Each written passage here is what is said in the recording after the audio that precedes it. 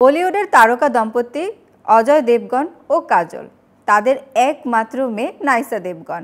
এখনও ইন্ডাস্ট্রিতে পা রাখেননি নাইসা, তবে ব্যক্তিগত জীবন উপভোগ করতে ব্যস্ত থাকেন এই স্টার কিড। প্রায় বন্ধুদের সঙ্গে মুম্বাইয়ের রেস্তোরাঁ থেকে ডিনার পার্টি থেকে বের হতে দেখা যায় নাইসাকে, আর তা সামাজিক যোগাযোগ মাধ্যমে ছড়িয়ে পড়তেই আলোচনা সমালোচনাও কম হয় না।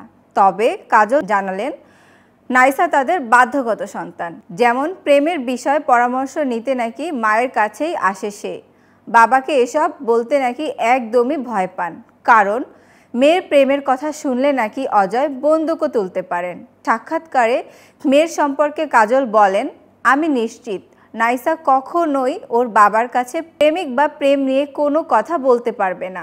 এসব শুনলে হয়তো অজয় বন্দুক তুলে নিয়ে প্রশ্ন করবে, ছেলেটা কোথায়, এখনই ছেলেটাকে সামনে নিয়ে এসো। তবে পুত্রযুগ আবার বাবার সঙ্গেই বেশি স্বচ্ছন্দ। অজয় এক সাক্ষাৎকারে জানিয়েছিলেন, ছেলে নাকি তার সঙ্গে প্রেম সংক্রান্ত বিষয় নিয়ে আলোচনা করে।